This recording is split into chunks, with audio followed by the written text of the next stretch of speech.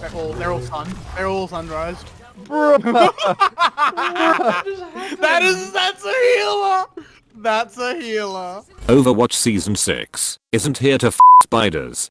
This season alone is getting a whole new support hero, invasion story missions, an entire game mode, 2 new maps, a new player progression system, hero mastery, a new cinematic, weekly PvE missions, the invasion battle pass, the anniversary event, and they are even turning half the characters into robots. They didn't show off patch notes until after the season dropped. Content creators were under NDA until everything was already available to the public and Overwatch itself became available on Steam. This season has been meticulously planned for a really long time, and it absolutely shows. This game has perhaps the weirdest level of support for any video game on the face of the planet, with fans looking past its missteps to see a refined and polished hero shooter, and people who haven't played in 5 years complaining about not getting a game mode they never paid for in the first place. It's not exactly a person's fault for not staying hyper informed about every meticulous detail of this game's development, which would explain why the PvE was essentially abandoned. However, at the same time, it's laughable to think that this game deserves to be Steam's lowest rated title of all time, even when accounting for the sheer amount of mismanagement it's endured.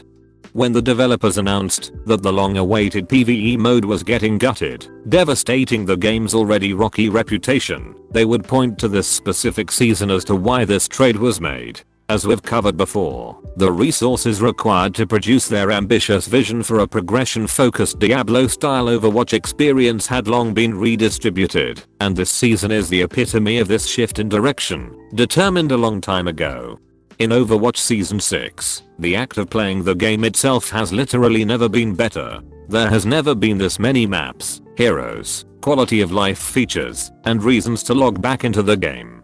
The PvP experience has become sharpened and refined for 7 straight years, and the product of which is by far the best hero shooter a person can play anywhere in the world. Overwatch is still the only multiplayer game in the last 20 years to win Game of the Year, and it's only grown to become monumentally better than it was at launch. The flip side to this, of course, is the PvE portion, which, as mentioned, also launched with Season 6, and it's hard to not think of it as a shell of its promised potential.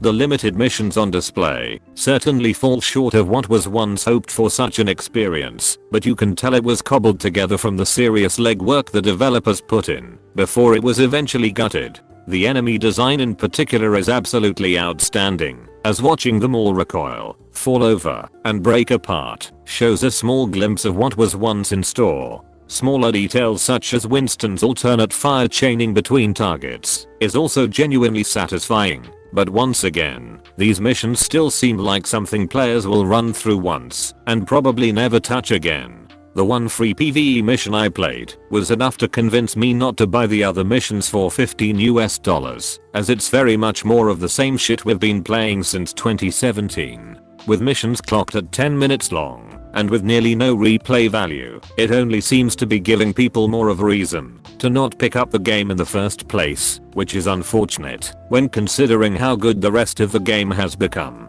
It's hard to not feel a great amount of sympathy for the developers when some of them worked for long years on this mode, knowing that most players trying this out will genuinely think that this was their end vision for Overwatch's PvE. The developers will get the most amount of shit for these missions being bad, when they themselves are painfully aware of how underwhelming they are.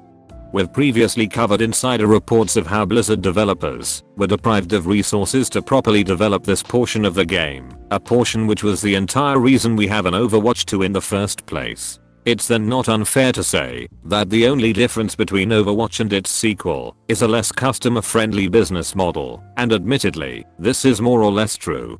With this in mind, I've gone on record before saying that I actually like the new free-to-play model, because although the old monetization system was way fucking better in terms of player value, we are getting exponentially more frequent content because some guy in Delaware thinks this skin is worth $15. It's a shitty fucking system when the level of content coming out for the game is directly correlated with how many yachts this piece of shit has floating in his swimming pool, but that in itself is just an issue with the entire state of the world rather than a uniquely Overwatch problem.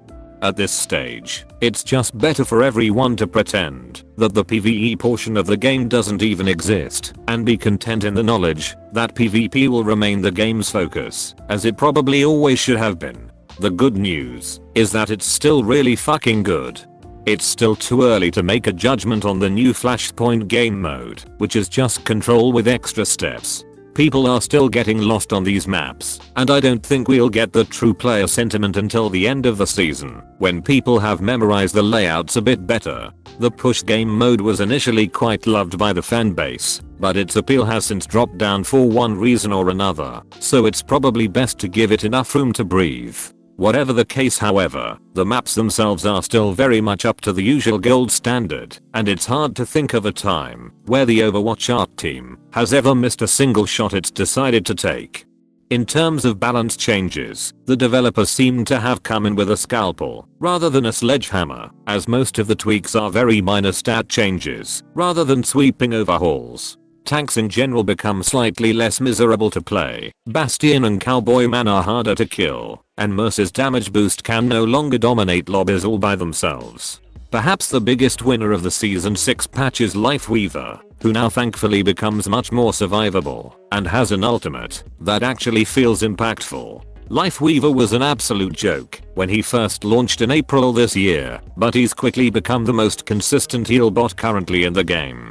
This does unfortunately mean that players are still actively throwing by attempting to deal any amount of damage on this character, but this seems to be a conscious design decision. Perhaps this is a product of how well the game has been balanced lately, but it's also baffling that Hanzo hasn't been touched. People were losing their collective shit over Widow being an oppressive one-shot character only 3 seasons back, but this Skyrim stealth archer piece of shit is still rolling nat 20s and carrying fights all by himself.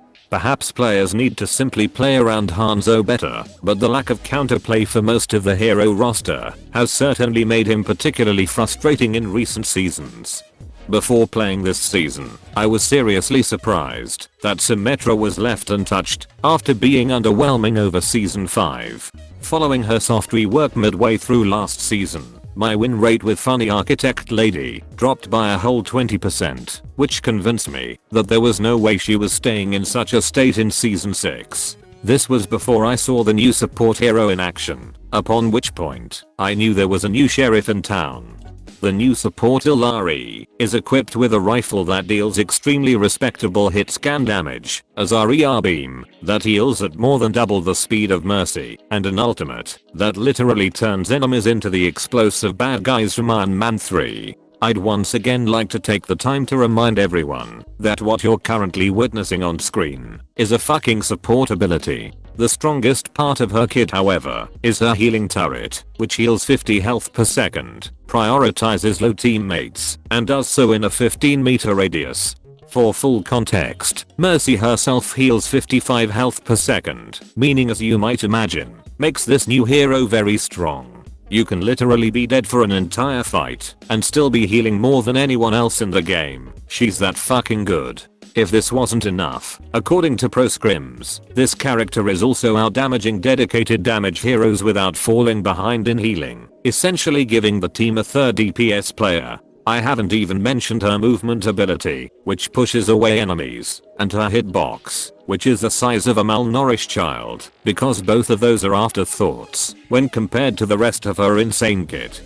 The implications of such a character are pretty wide-reaching, but paired with a hero like Symmetra, for example, she can be pretty fucking crazy. Symmetra as a character is something of a skill check to the other team, because as long as her healers can keep her alive, she can literally wipe everyone by herself. As you might imagine, with this new character being able to temporarily burst heal 170 health per second, if she wants to keep a player in the fight, there isn't much short of an aforementioned high rolling bow wielding piece of shit that can kill them.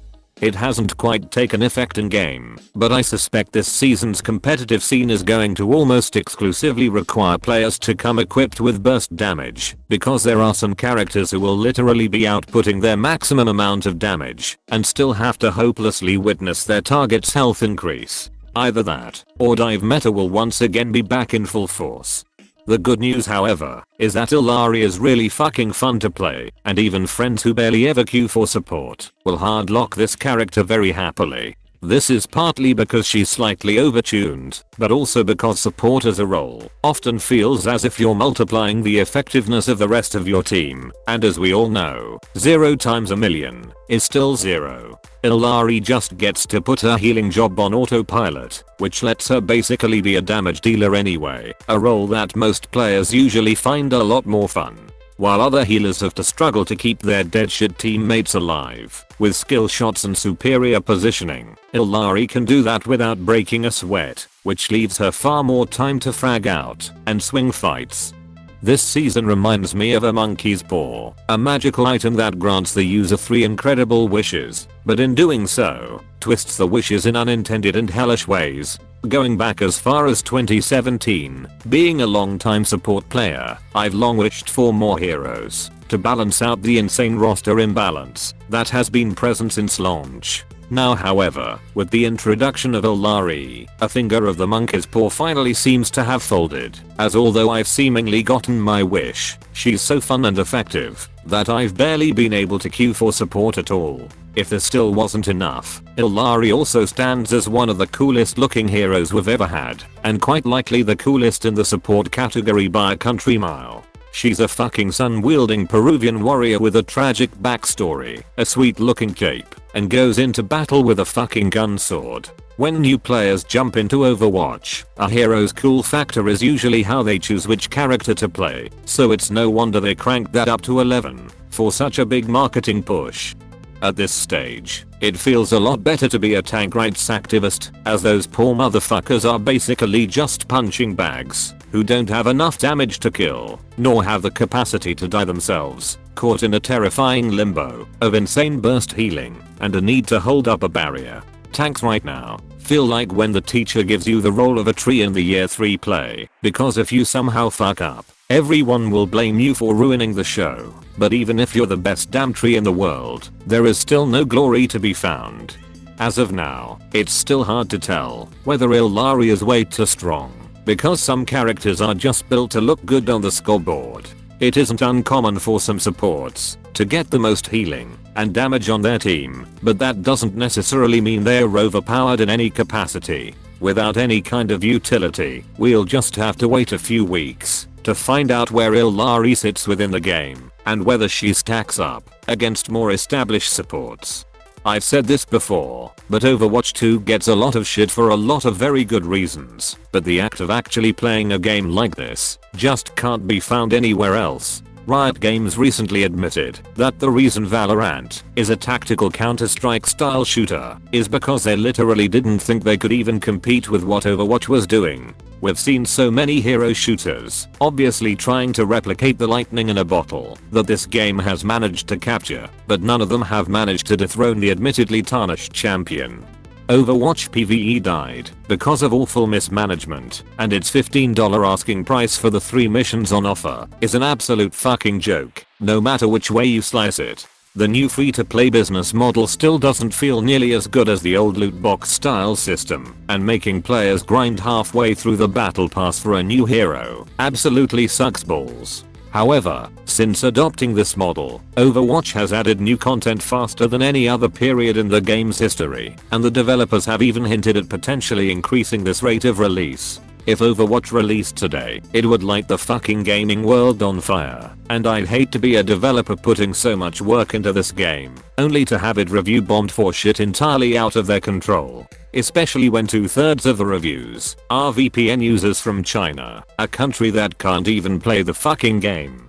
Season 6 is very much an excellent time to jump back into the game, and I think if you put this in front of someone who doesn't read Steam reviews or watch rage bait on YouTube, they're almost certainly going to enjoy themselves. If you've taken a break from the game, or just want to see what all the fuss is about, I encourage you to jump on and come to your own conclusions. Either that, or just play Baldur's Gate 3. That game is so fucking sick. I'm just kidding. Anywhere else I'd be a 10. Isn't my destiny to live and die a life of blonde fragility? I'm just kidding. Where I see love, she sees a friend.